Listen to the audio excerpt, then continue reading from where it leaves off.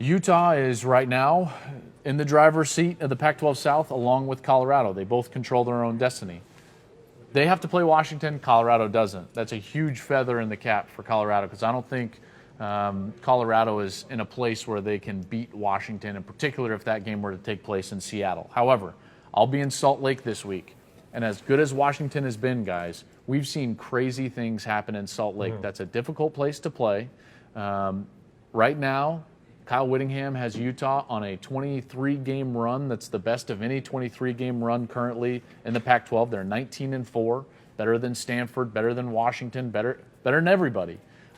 This is an interesting game. I got to tell you, with the way that Washington stops the run and the way that Utah runs the ball, strength against strength, I can't wait to watch that front seven go against Joe Williams in that Utah rushing attack. Yeah, I'm curious because we both have had Utah games this year. And I did not have a Joe Williams game. This was on his hiatus or retirement or whatever it was. You saw it. I did not get a chance to watch the game. But how is this guy all of a sudden running for 300? UCLA has a lot of athletes and they have a lot of experience. I mean, what has changed? They're missing their best offensive lineman. Chris Dillman is out for the year. J.J. Dillman is out for the year. Their backup center, Lo Falanaka, is out, so they're on a third-string center, former walk-on Nick Nowakowski. Who had never played center in a game in his life until 2 weeks ago. He played great last week. I'm telling you, you drove here, right? You drove here today? Yes. Matt, you drove here as well? All of you, maybe you're watching at work, you drove to your place of work, or maybe you are just driving home or whatever. If you pull into a parking lot and you see how wide the space, like a parking space is, those were the size of the holes that he was running through against UCLA. I mean, that offensive line was incredible. And then he's the fastest player on the team. He runs somewhere right below a 4.4. And so once he's got that crease, bang, he's gone. And they did a tremendous job. The biggest thing for me, and I know, Joel, you're calling this game, is Troy Williams. And quarterback for Utah. Quarterback for Utah. And again, he beat USC throwing the football. USC defensively is not Washington, but he has proven this year that he can throw the football better than I think they've done in the past. He still hasn't been great this year. You know, looking at the numbers in the last 4 games, I think he's got 1 touchdown pass. Well, now they were missing Tim Patrick for a while. He's the one that he targeted against Adoree Jackson. I just wonder. I wonder if. I know they put up 50 points against UCLA, but they didn't have to throw the ball. He was bad. He didn't throw the ball very well. I just wonder. I know at home, and again, I love the Utah because I love the grind and I love how they play. But Washington is so good defensively, and they're so good at all levels. They can stop the pass if they want. They can stop the run if they want.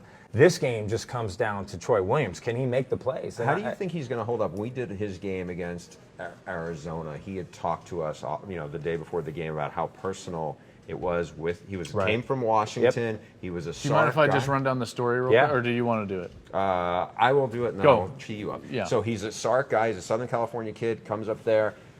He felt like he had won the job. He was at Washington. Felt like he won the starting job. Chris Peterson came in. They went with Jeff Lundquist. Didn't work out.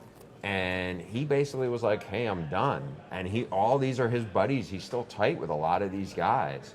And so he went home. He went back to junior college. I don't have the training table. I don't have all these things. He got humbled quite a bit. This game is going to be very personal to him. How do you think he's going to handle that?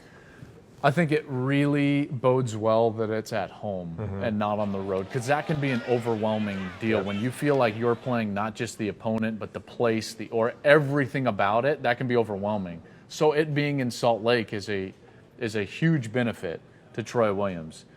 I think everybody handles it different. Some guys go out there, like Baker Mayfield. He went back to Texas Tech last week in a game that you did. They were chanting "F you, Baker," blah, blah. On and on. He lit them up. He lit them up. He almost lives for that moment. Now, it helped that it was Texas Tech's defense. But Troy Williams hasn't really been in this just spot. a bit tougher than a wet paper bag. Right. I'll tell you what, that's a whole other conversation for a different day.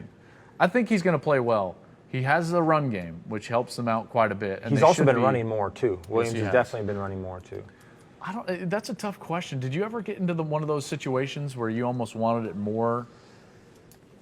It makes me nervous for him because you press a little bit and you want to try. The fact that he's at home is a perfect example of the point you made. But I just think they're not a great passing team. Yeah. They're not built that way. So you just hope he doesn't try and do too much because he has turned the ball over. He has forced the ball a little bit. I like the kid. I think he's tough. But I just know in this type of mentality, hey, I want to go out there. I want to beat this team. Chris Peterson turned his back on me. All the things that go into that. You got to calm your emotions. Now Baker Mayfield lives off that. That's the chip on his shoulder. Yep.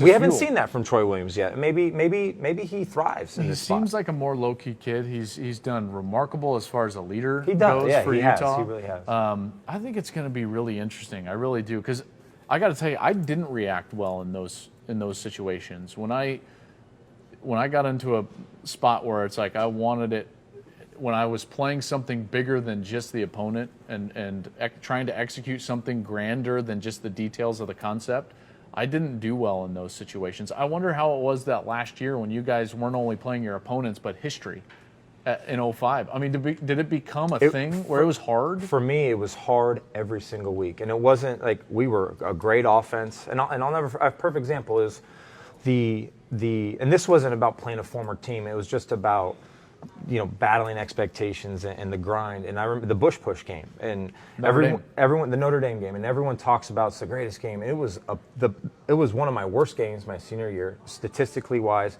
We played awful. We played great in the last 2 minutes. And Pete Carroll and I used to joke about it. He's like, God, everyone said it's the greatest game and all this stuff, but man, it was an awful film. Like we went in, we're like, God, we were terrible. We were lucky to win that game. I was so beat down mentally because I was like, God, I want to play so well. I won the Heisman last year. This is this. And then the next week we played Washington at Washington. Didn't you hammer them? We hammered them, and we had a team meeting that day on Monday, and I had called it. Some of the leaders and called. We just said, guys, we need to just get back to having fun because we felt the pressure every single week. And I guess your point that it just happens. Like people, you want to go out there, you want to try hard, you want to do it. Sometimes you just got to take a deep breath, let the game come to you. And we did that at Washington, and we ended up beating them. And I just finally realized, listen, I'm not going to try and throw for 500 yards a game. I'm just going to facilitate, be the point guard, get the ball to my guys, and let them do it. And then we went on a run. And if I were to give advice to Troy Williams, I would sit him down and I would say, Troy, you cannot right all of the presumed wrongs that happened at Washington with your play on the field. All you can do is execute the details of the offense. That's all he has control over. And if you go out there trying to right the wrongs or prove something, it's a dangerous situation because Washington feeds off the turnovers. They're one of the best defenses in the country, and if you put the ball up for grabs, they will get it. One positive, I think, so we had Kyle Whittingham in our interview, and everything I'd ever heard from a lot of other coaches is Kyle Whittingham is the ultimate alpha male of the head coaches, and just super tough guy, was that way as a player in college. And so I had asked him, who on your team is the most like you? And he said Troy Williams, and I was like, wow, that's a huge compliment for him to say, especially about a JC guy who comes in and then becomes captain. It was like, the story about Russell Wilson goes to Wisconsin, becomes very captain. similar. So that speaks volumes about that kid's character. Okay, so that's a lot about Utah. We haven't even really discussed Washington. They've got what I think is the quarterback playing the best football in the country right now in Jake Browning. I know that there's a lot of guys out there putting up huge numbers, but no one quite as efficiently as Browning. 26 touchdowns, I believe, only 2 interceptions. He's lit up teams down the field. He's a point guard underneath. He uses his feet better than most people expect him to use his feet. And guys, this is a difficult matchup because he can light it up down the field. I think Utah leads the country in takeaways. They do, 21 or 22. Yeah. And Washington, as you said, is one of the best teams at protecting the football in the pass and the run game. And that's going to be a great matchup, because Utah at home, it's a big home field advantage. They got a good defensive front. They got some athletes in the back end. But it's a lot like, and again, Alabama's in a different level, I still think, in Washington right now. But